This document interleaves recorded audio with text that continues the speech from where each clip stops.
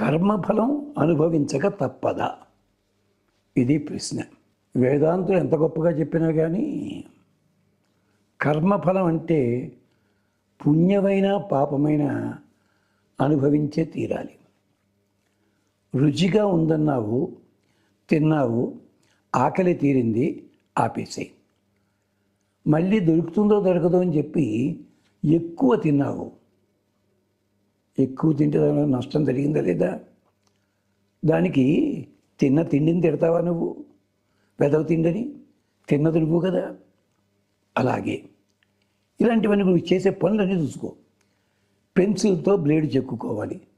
పెన్సిల్తో చెక్కుంటారు బ్లేడ్తో pencil చెక్కుంటారు.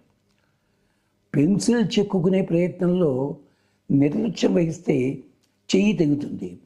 బ్లేడుని తిడతావా నువ్వు? నువ్వు చేస్తున్న పనిలోనే మంచికి చెడుకి కూడా కారణాలు ఉంటాయి. అందుకని కర్మ ఫలం కంటే కూడా కర్మలు సక్రమంగా చేయాలి అనుకునే ప్రయత్నంలో ఉండు. ఎలాగో తెలుసా? ఒక జంతువుకున్న బుద్ధి మనకుందండి. ఆవు గడ్డి తింటుంది, గడ్డి కట్ట పట్టుకొచ్చి వేశారు. దాని ఆకలి తీరగానే అది ఎంతటి పచ్చ గడ్డి అయినా అది తినదు. దూడ ఉంది, పొద్దున్నే లేస్తుంది, పొదుగు దగ్గరికి వెళ్ళి పాలు తాగుతుంది. తాగడం మానేసి కాసేపటికి పొదుగు పొడుస్తూ ఉంటుంది. అంటే ఇంకా పాలు ఉన్నాయి దాంట్లో, దీనికి అక్కర్లేదు. మన కంగారు అది 2 లీటర్ 3 లీటర్ తాగేసినామని పదంతా లాగుతాం. దానికి ఉంది జ్ఞానం, మనకి లేదే. అందుకని దీనికొనే ఒక చక్కటి మాట ఏమిటి అంటే, ప్రపద్యే తం గిరిం ప్రాయ శ్రీనివాస అనుకంపయ ఇక్షుసార స్రవంచేవ యన్మూర్ఛ శర్కరాయితం.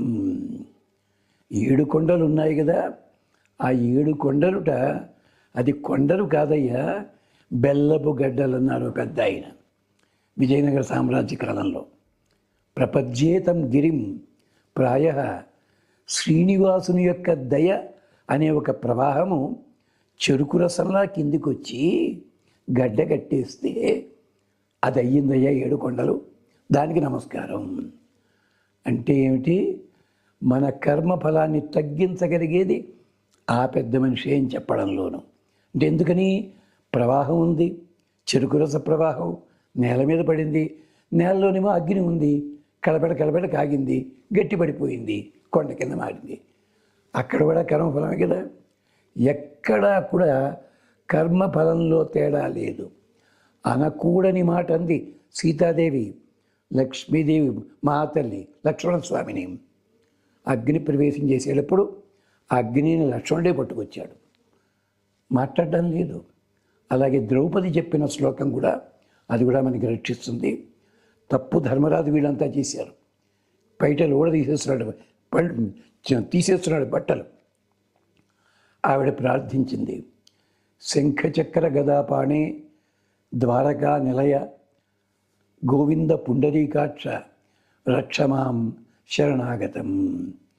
శంఖచక్ర గదాపాణే ద్వారకా నిలయ అచ్యుత గోవింద పుండరీకాక్ష రక్షమాం శరణాగతం. పరిగెత్తుకొచ్చాడు. అంతటి డెస్పరేట్ మూమెంట్. అలాంటి విహ్వల స్థితిలో ఉండి భగవద్ధ్యానం చెయ్యండి, మీ ప్రవర్తన మార్చుకోండి. మీరు చేసిన పాపకర్మల ఫలాలు ఉంటాయో అవి మీ దగ్గరికి రావు.